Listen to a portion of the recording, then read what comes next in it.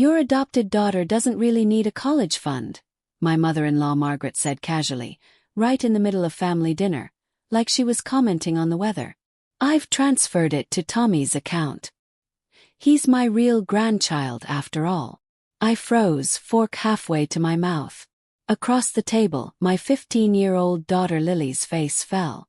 Her eyes welled up, lips trembling. I reached for her hand under the table, heart aching. My name is Diana. I'm 42 years old.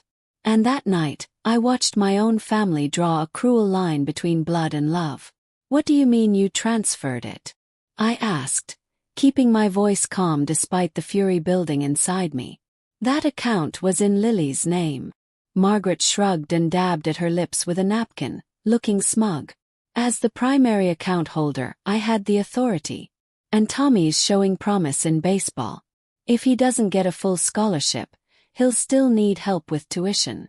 I turned to my husband, James, silently pleading for support. He just stared at his plate. His silence spoke louder than any defense. Tommy, my sister-in-law Patricia's son, smirked from across the table. Guess that means I'm going Ivy League. Patricia chuckled proudly. Mom's right. Tommy has potential. Lily can always go to community college.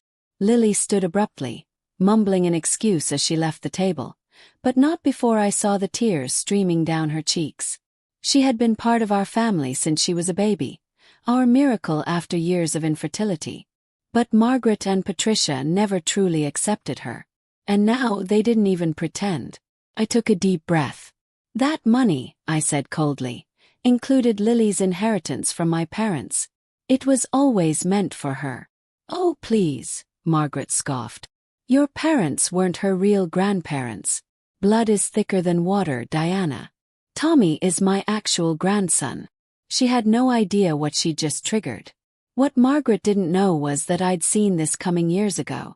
As a financial advisor, I'd witnessed how money can tear families apart. So I set up a decoy college fund, a trap. The account she emptied held just $25,000. The real fund, safely hidden away, with over $180,000 in Lily's name. Understood. You're right, Margaret. Blood is thicker than water. Thanks for making that so clear.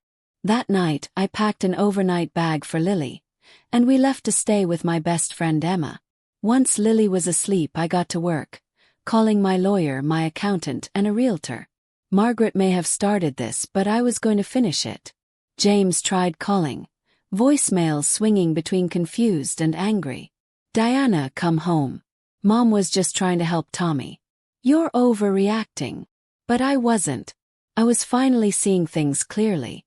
For 15 years, I watched Margaret and Patricia chip away at Lily's sense of belonging. No more. The next morning I dropped Lily at school and went straight to my office. By lunchtime I'd moved all my personal assets out of joint accounts and set up 3 new ones, each in Lily's name. That evening Lily asked me in a small voice, "Are you and Dad getting divorced?" I pulled her into a hug. I don't know, baby. But I do know this, you are my daughter. My real daughter. And I will always protect you. But what about the money? She whispered. Don't worry, I smiled. Margaret stole from the wrong account. Some people show you who they are. When they do, believe them. 3 weeks later, I sat in my lawyer's office signing paperwork. The house I inherited from my parents, the one James and I lived in rent-free for a decade, was now on the market. The trap account Margaret drained had exactly $25,000 in it. She thought she won. But Margaret was about to learn. When it comes to protecting my daughter, I play for keeps. Just enough to make her feel triumphant. Not enough to cause real damage. Everything's in order, my lawyer said, sliding the final documents across the desk. The proceeds from the house sale will go directly into Lily's new trust, accessible only by you. And the lease for your new apartment is signed. James had been calling non-stop, switching from rage to pleading. You can't just sell your parents' house, he snapped. Where are we supposed to live? We aren't, I said evenly. Lily and I are moving. You can stay with your mother. She's so good at managing everyone's money. The look on Margaret's face when she received the eviction notice. Worth every second of planning. She stormed into my office, waving the paper like a flag of war. You can't do this. That house has been James's home for years. Actually, I can. The deed was in my name. My parents left it to me. You taught me a valuable lesson about family property, Margaret. I'm just applying it. Patricia tried to step in, her voice sharp with outrage. This is vindictive. Tommy needs a stable home for his baseball future. You're ruining his chances. I smiled sweetly. I'm sure his real grandmother will figure something out. In just a few weeks, the power dynamics flipped. James finally started speaking up, but only to defend his mother. She was just trying to help Tommy. You're taking this too personally. I laughed. She stole from our daughter and called her not real family. How exactly should I take it? Meanwhile, Lily was flourishing. Away from Margaret's judgmental eyes, she relaxed. Smiled more. We found a sunny apartment near her school. She started therapy to unpack years of subtle rejection. One night as we packed, Lily pulled out an old photo album. Mom, look, she said, holding up a picture from her 5th birthday. In the photo, Margaret was doting on Tommy while Lily sat alone, untouched cake in front of her. I used to think something was wrong with me, Lily whispered. Like, why didn't they love me? I hugged her tight. The problem was never you, sweetheart. Some people are just too small to see what's truly valuable. The next day, the real estate agent called. We've got multiple offers, all above asking. I smiled, thinking about Margaret's smugness the night she announced taking Lily's college fund. She thought she was punishing us. In reality, she'd set us free. James showed up at the apartment that night, defeated. Diana, please. We can fix this. Mom said she's willing to apologize. An apology won't fix 15 years of discrimination, I said. Did you know Lily cried herself to sleep every Christmas because Margaret gave Tommy expensive gifts, and she got cheap dollar store junk? Or how Patricia always cropped her out of family photos? James looked down, ashamed. She's old-fashioned. She doesn't understand adoption. No, James. She understands perfectly.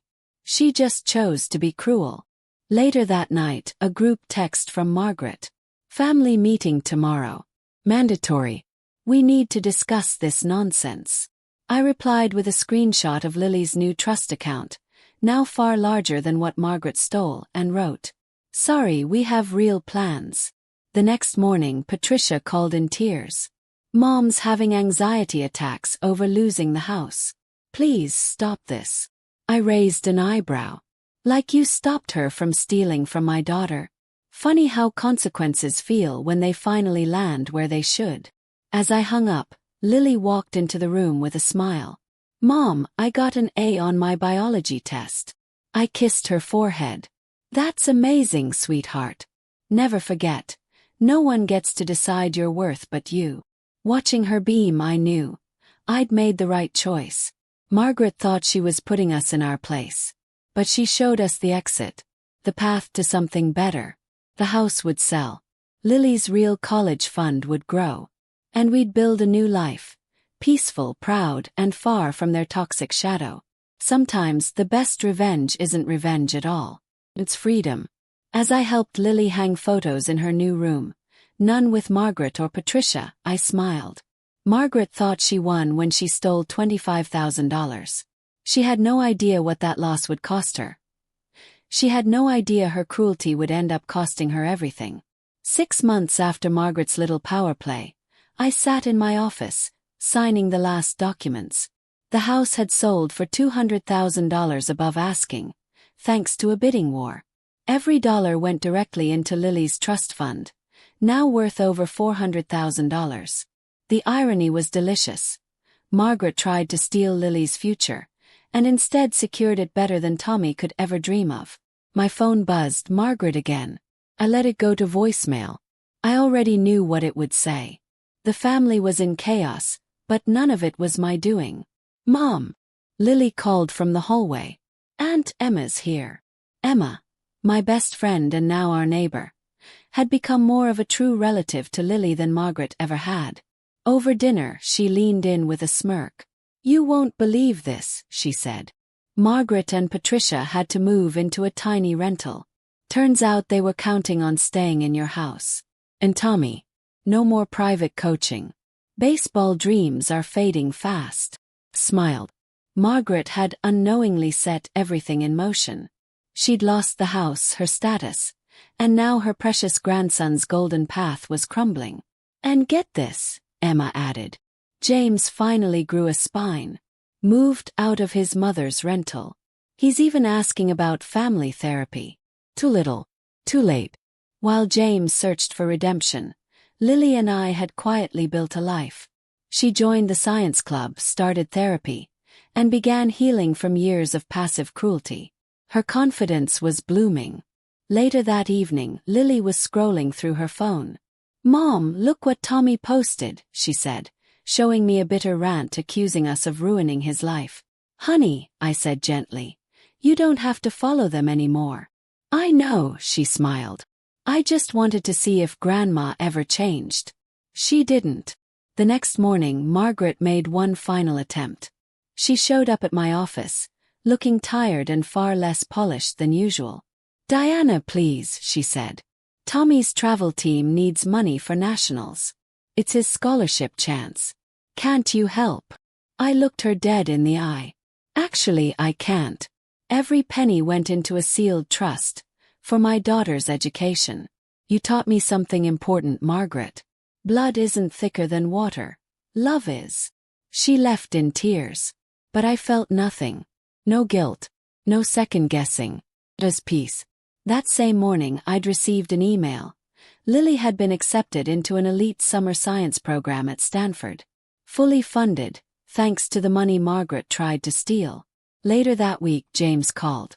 "Diana, can we talk about Lily?" "There is no us anymore," I said calmly. "But if you want to be a better father, Lily has a science fair next week. You're welcome to come. But Margaret and Patricia are not invited." He agreed, finally realizing the weight of his silence.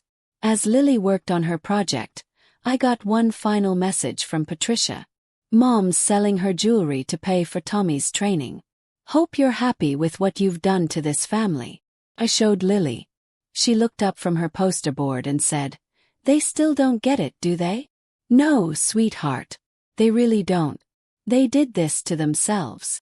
And sometimes, the best revenge isn't revenge at all. It's letting karma do the heavy lifting while you build something better." A year after Margaret's betrayal, we hosted a small celebration in our apartment. Lily had been accepted to 3 top universities. Her trust fund enough to cover anyone she chose. Tommy, off the baseball team. Grades slipping. Headed to community college. Exactly where Margaret once said Lily belonged. As we laughed with Emma and our closest friends, I looked around at our new life. Margaret had lost everything trying to control everyone. Her house, her status, her hold on this family. All because she couldn't accept the truth. Love, not blood, makes a family. That night, Lily hugged me tight. "Thank you, Mom, for always fighting for me." "Always," I whispered. "You're my real daughter. My only daughter. And the best thing that ever happened to me." Some people are too blind to recognize what's real and precious. But that's their loss, not ours.